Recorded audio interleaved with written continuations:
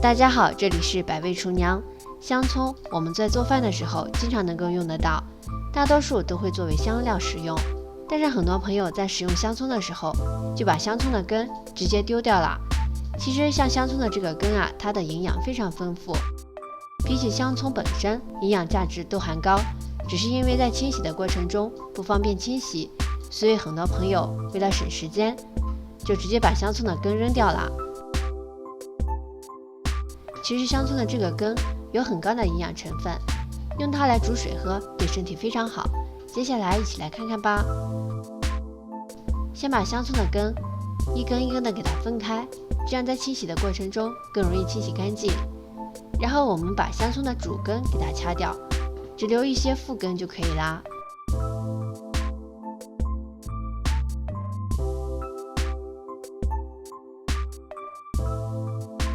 把香葱放进小碗中，倒上适量的清水，把香葱的根给它清洗干净。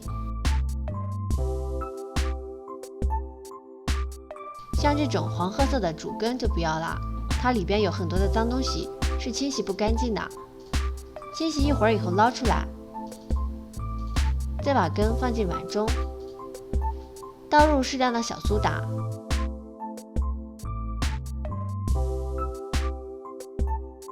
再加上适量的清水，用小苏打水把香葱的根浸泡5分钟。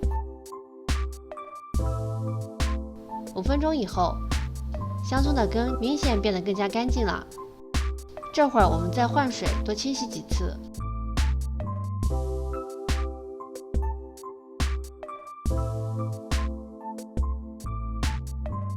一定要完完全全的清洗干净。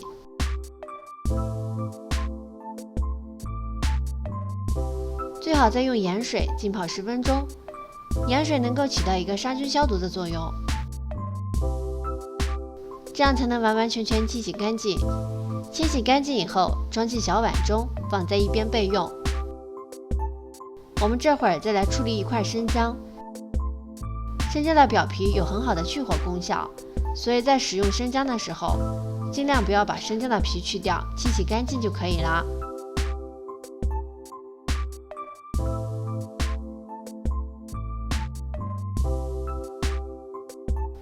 切出来几片生姜，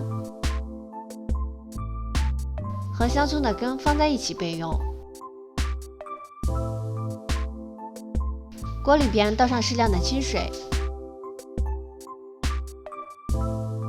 然后再把香葱的根和生姜直接放进来，再往里边加入一些红糖。红糖的营养价值非常高，加入一点红糖，不仅能够改善它的口味，喝起来更加好喝以外，还可以增加营养，真是一举多得。加进去以后稍微搅拌一下，再把火打开，盖住盖子开始煮。水煮开以后，用中小火煮5分钟左右。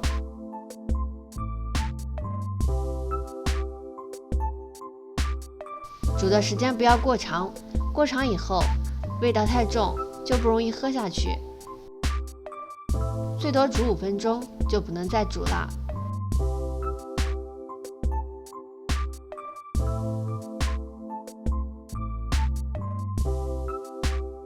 5分钟以后，关火，把它倒进一个大碗中。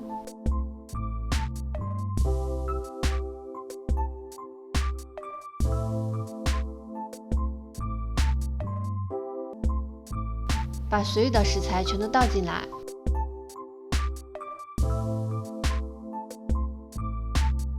可以看到这会儿的香葱还是非常的新鲜。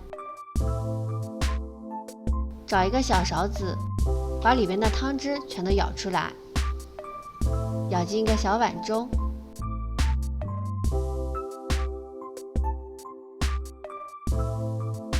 放凉以后就可以给家人喝啦。用这个方法煮出来的汤汁营养非常丰富，还有很多其他的功效，接下来就给大家一一说一下。第一个就是祛风寒。如果家人有出现轻微的头疼发热的现象，可以煮一点葱根水让他喝一点。对于轻微的感冒，能够起到一个缓解的作用。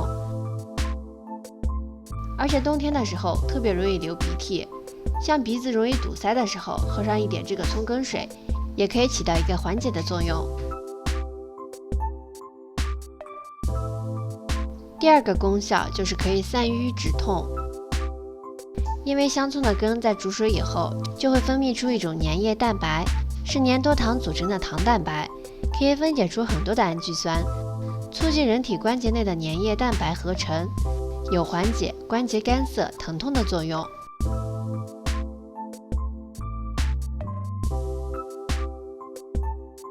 尤其是在冬天的时候，由于湿气特别重，老一辈的人都容易关节疼痛，像这个时候喝上一点葱根加姜煮的水，可以起到一个很好的缓解作用。而且常喝生姜水还有去湿气的效果，常给老年人喝上一点，对身体非常好。第三点就是可以杀菌消毒。像日常生活中我们吃的食物都比较杂乱，像这个时候喝上一点这个葱根水，可以起到一个杀菌消毒的效果，可以预防肠胃疾病，喝上一点小孩子也不容易拉肚子。